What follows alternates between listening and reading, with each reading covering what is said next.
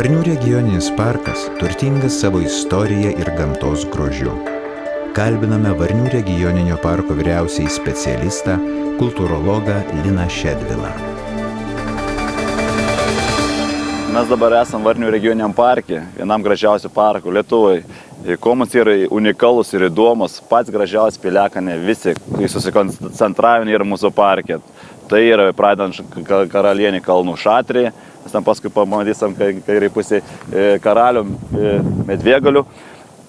Ir dabar mes randamės ant Sprūdis Piliakalnį. Vienas iš gražiausių Piliakalnių, nuo katro atsiveria labai graži panorama. Mes čia matom apie 24 gamtos kultūros objektus, pasižiūrėję visus kraštus, mes čia pamatysim ir gražiausias kalvas ir esam baltiškajam kultūros lopšy. Visą kultūrą baltiškoji formavus čia istorikai, sutinka archeologai, kad pats pirmieji žmonės įsikūrė prieš 6660 metų prieš Kristų, dasimeskim 2011 metų, mes jau gausim beveik 9000 metų. Ne? Ir aptinkam 50 akmens amžiaus stovyklavičių, iš jų 22 yra jau ištyrinėtas, kitas lauk dar savo tyrinėjimo ateity. Kodėl žmonės kūrės čia? Kūrės paprastai žmonės laiką prie ežerų, kad galėtų išsimaitinti prie ežerų, prie miškų. Čia buvo ežeringas vietovės, priekį matom Biržulį ežerą. Biržulio ežeras buvo bandytas nusausinti 3 kartus. Kodėl nusausinti, net nežinau, kodėl taip sugalvoju, matyt, norėjo kasti durpės, bet ežeras vadinosi anksčiau net viržuvis, virės žuvis. Tiek daug žuvis prisigaudydavo, senovėje čia žydai supirkinėdavo žuvį, veždavo į Raseinius, iš Šiaulius pardavinėdavo. Tai bandė nusausinti tą ežerą, čia Virvytės upė pagilino. Ir ežero vanduo krito, 2 kartus bandė prie Smetonos nusausinti, aišku, nepavyko, paskui sovietmečiu mūsų melioratoriai gerieji kabutėse norėjo įrodyti, kad geresni melioratoriai yra, bandė nusausinti, bet jiems, kaip minėjau, nepavyko. Kodėl nepavyko? Vėl Lūksta ežeras maitin mūsų Biržulio ežerą. Tolome šalia Varnių miestelį, pamatytumėm, kad ežeras pakibęs virš Varnių miestą yra. Mūsų legendas pasakojams visą laiką, kad per Petrą Povilą atlaidus pakils ežeras, užlies Varnius ir visi žmonės labai bijodavo eiti į atlaidus, kaip juokauju visą laiką, kada klebons pyks, kad mažai žmonių atėjo į atlaidus, sakau, kad visą laiką bijo, kad ežeras nepakilt, kad neužliet Varnių. Žmonės, kaip minėjau, norėjo išgyventi, o čia per tą ežeras Biržulį buvo iš 2 dalių. Anksčiau 700 hektarų plotą buvo, per vidurį buvo tokie sąsmok, šiaurės elniai migruodavo, pavasarį išeidavo, rudenį pareidavo, prisibadydavo tų elnių, pirmieji tie žmonės išsidžiavindavo mėsą ir tokiu būdu išgyvendavo iki kitų metų. Biržulio ežerą, kai bandė nusausinti, dabar mes aptinkam, yra 169 paukščių rūšys, iš jų 35 raudonosios. Mes taip vadinam antruoju Lietuvos žuvintų. Čia yra masė paukščių. Jiems į dabar geras sąlygas perėti, už pelkėjus vietovės, neprieiti žvėrsi, nieks jiems netrukdo tos ramybės. Sprūdis Piliakalnis, kadangi mes esame tokio Piliakalnio, iš kur pats pavadinimas atsiradęs Sprūdis Piliakalnis. Buvo tos kunigaikštis Sprūdėjis, kuris buvo pirmasis istorinis šaltinis paminėtas su kunigaikščiu Vykintu, kuris laimėjo Saulės mūšį. Čia mūsų visa istorija žemaičių prasideda nuo tos Sprūdis. Sprūdėjis susipykė su savo karaliu Mindaugu, atvyko čia, įkūrė medinį pilį, Žemaitijoje visas pilis buvo medinis. Kūrė pilį, kodėl įkūrė čia, labai gera strateginė vieta, aplinkoje buvo pelkėtas vietovės, buvo sunkiai priešui paimti tokį pilį, nes už 800 metų atsiminkim vėl, tų melioracijų nebuvo, pelkės, ežerai didžiausi, visą laiką buvo sunku paimti. Kūrė pilį, dalyvavo mūšiuose kartu su kunigaikščiu Vykintu.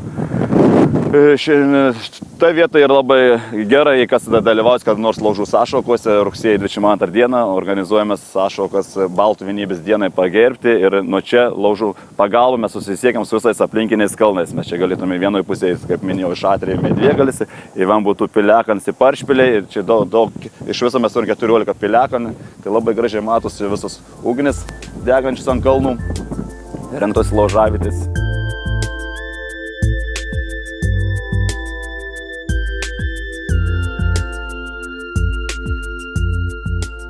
Mes dabar esam pavandens Alkakalnį. Alkakalnis, kaip suprantate, tai yra tokia vieta, senovis žiniai aukodavo aukas ir čia tarp 2 Piliakalnių, tarp Motereičių Piliakalnį ir tarp Sprūdis Piliakalnį buvo Alkakalnis ir suėda visi aukoti, ruoštis kovoms ir išlydėti į kovą savo kariaunas. Dabar mes unikali vieta, kuom yra įdomi, mes kitaip tą vadinam tą Alkakalnį Sklepkalnių.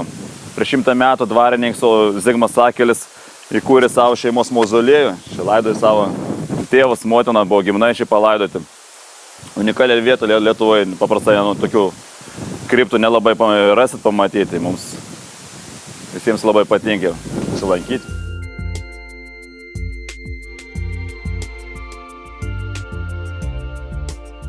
Šiuo metu mes stovim ant Biržulio ežero dugno, buvusi ežero dugno. Čia matom, kurioje vietoje mes esam. Biržulis susidarė iš 2 dalių. Mes esam per viduriuką, čia ta vadinamoji tas asma, kaip minėdavo anksčiau šiaurės elniai, kur migruodavo per tą vietą. Ir šitoje vietoje prasideda Virvytės upės ištakas. Čia prasideda garsioji Žemaičių upė Virvytė. Mūsų parke pradžią gauna 3 garsiai Žemaičių upės. Tai yra Virvytė, Venta ir Minija. Pabiržio archeologinis draustinis, visos senusios gyvenvietės, kaip minėjau, čia yra aptinkamas apie tas vietas, kur žmonės gyvendavo. Ir paėjus, turbūt čia netoli visai yra pažintiniais takais, galima atsidurti Spigino ragę, aplankyti Spigino ragą, kur pats pirmasis žmogus prisilies prie tos vietos, kuris gyveno, kur žmonės buvo aptiktas kapinins, kur palaidotas. Senų žynį vėl kapo vietą, netoli čia visai randas ir amuletais uždengtas visas, kad nebūtų sąlytis su gyvųjų pasauliu. Buvo supažindinti su senąja baltų kultūra. Prie visų stotelių informacinis sistemas įrengtas. Dabar turistai atvykę pas mūsų į parką. Parko teritorija yra labai pas mūsų didelė, virš 50 000 hektarų iš apsauginį buferinį zoną. Tai žmogui visą laiką rekomenduojama atvykti su nakvynės, įkurti, apžiūrėti, pavyzdžiui, 1 dieną skirti pietiniam žiedo aplankyti, 2 dieną skirti šiauriniam žiedo aplankyti, nes per 1 dieną mūsų parką aplankyti yra praktiškai neįmanoma susipažinti išsamiau. Tai 2-3 dienų laikotarpį galime išsamiai susipažinti su visku. Ir visas istorijas, visas yra surašytas stendukuose, informaciniai stendai nukreips jumis teisingą linkmę. Viską aplankys, neskubėdami, su šeimom, ar pavieniui, tai mes viską galim aplankyti.